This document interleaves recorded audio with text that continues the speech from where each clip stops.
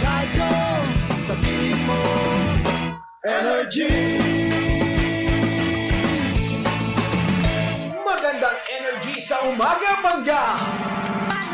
Bago na harapin ang buong angas ang bagong umaga, huwag kalimutang magbaon ng pasensya, kabaitan at dasal. Don't you sweat it, baby, it's alright. You were dancing through the lightning strikes. Ito na ang iyong morning body, Energy sa umaga! DJ Lindsay at DJ Jimbo, Energy sa umaga! Lihim ng liham. Ang pinakamakulit na girlfriend mo sa balat ng radyo. Isang magandang morning sa inyong lahat! Ako pa rin po nag-iisang girlfriend mo sa radio. My name is Lindsay. Makulit pero may puso, handang makinig sa mga kwento mo. Alam mo, feeling ko kailangan mo na siyang iwan kasi it doesn't make sense. Ang kwento sa lihim ng liham.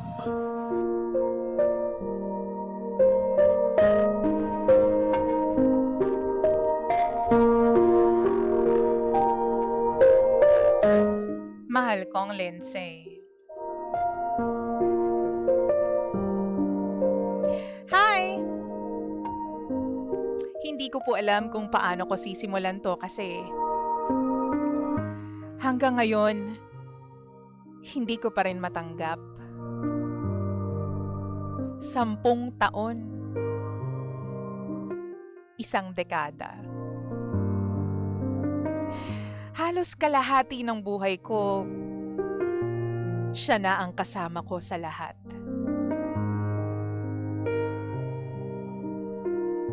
Ako si Beth. Kami ng boyfriend ko since high school.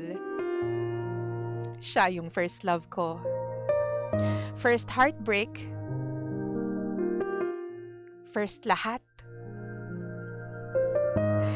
Tumanda kami ng magkasama. Kilala siya ng buong pamilya ko. Sa totoo lang, akala ng lahat, kami na talaga yung endgame. Hindi kami perfect. Ang dami rin naming pinagdaanan. Naging toxic din minsan. Nag-break. Nagkabalikan. Nag-away dahil sa selos. Pera. Priorities. Pero sa loob ng 10 taon, never kong inisip na may ibang babae siyang kayang ipalit sa akin. Kasi, kilala ko siya eh. O yun pala yung akala ko. Last year, DJ Lindsay, natanggap siya sa bagong trabaho. Sobrang saya ko pa noon. Kasi finally, nagkaroon na kami ng direksyon sa buhay. Palagi ko siyang sinusuportahan. Gigising ako ng maaga para ipaghanda siya. Kapag nasistress siya, ako yung sumasalo sa moods niya. Kahit ako yung napapagod, inuunawa ko. Hanggang sa napansin kong unti-unti na siyang nagbabago. Dati nangungulit. Update ng update. Ngayon halos 1 buong araw, walang paramdam. Dati gusto niya akong kausap bago matulog. Ngayon, pagod lang. Yan ang lagi niyang sinasabi. Dati sweet. Ngayon, parang nakasanayan na lang. Parang obligasyon na lang. Pero tiniis ko kasi iniisip ko, baka adjustment lang sa trabaho. Hanggang sa isang gabi, Nakatulog siya habang magka-video call kami. Narinig kong may tunog ng notifications. Hindi ko alam kung bakit, pero kumabog yung dibdib ko. Kinabahan ako. Kinabukasan, chinek ko yung account niya gamit yung old phone kasi nakalogin pa rin doon yung account na yun. At doon ko nakita may babae. Katrabaho niya. 3 buwan pa lang silang magkakilala. 3 buwan. Samantalang ako, 10 taon.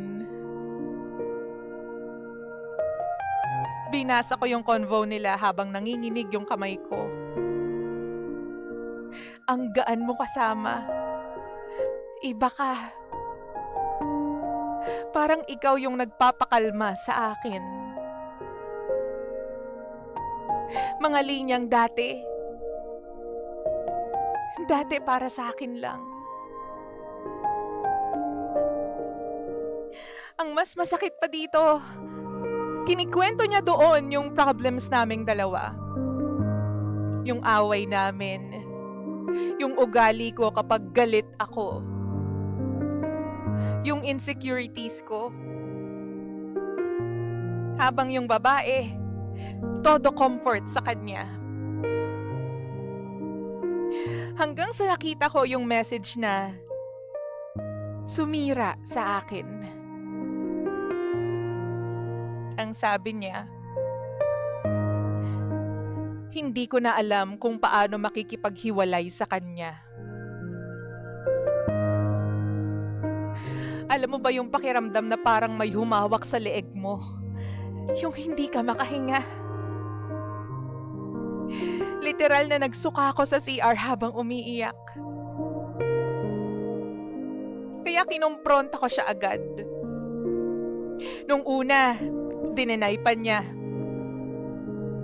Kesyo wala lang daw. Friendly lang daw. Pero nung sinabi kong nakita ko lahat, bigla siyang tumahimik. Alam niyo kung anong sabi niya? Hindi ko na kasi maramdaman yung peace sa relasyon natin. Peace? 10 taon akong umintindi sa kanya. Nung nawalan siya ng trabaho, nandyan ako. Nung nawalan siya ng pera, ako yung gumagasto sa mga date namin. Nung na-depress siya, hindi ko siya iniwan. Tapos isang babaeng 3 buwan niya lang nakasama. Siya yung naging peace mo. Pakiramdam ko, mababaliw ako pagkatapos nun. Hindi ako makakain, hindi ako makatulog.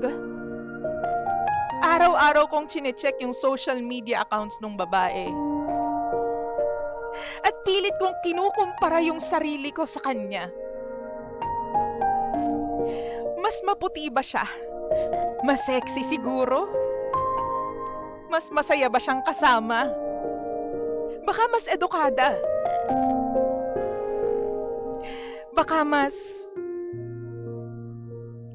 deserving.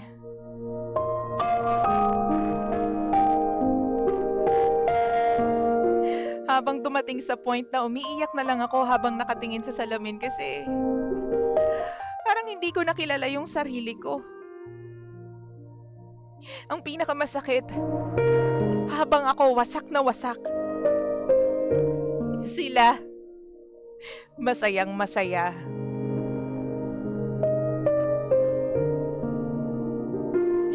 Nakikita ko sila na magkasama sa trabaho. Yung lalaking 10 taon kong minahal.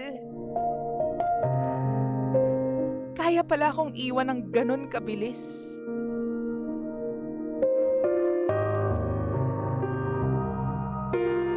Hindi ko maintindihan kung paano nabura yung 10 taon dahil lang sa 3 buwan. Minsan gusto kong magmakaawa. Minsan gusto kong murahin silang dalawa. Minsan,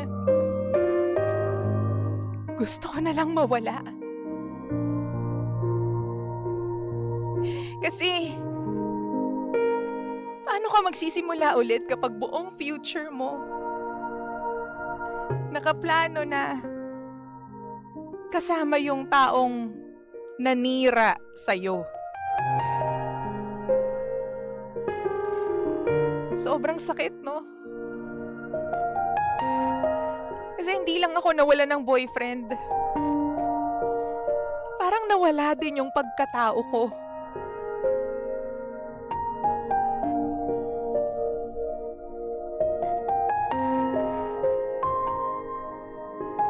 At hanggang ngayon, hindi ko pa rin alam kung paano ko bubuuin ulit yung sarili ko. Pagkatapos niyang durugin ng ganito. Paano ko ba siya makakalimutan? Paano ko ba sila maaalis sa isip ko? How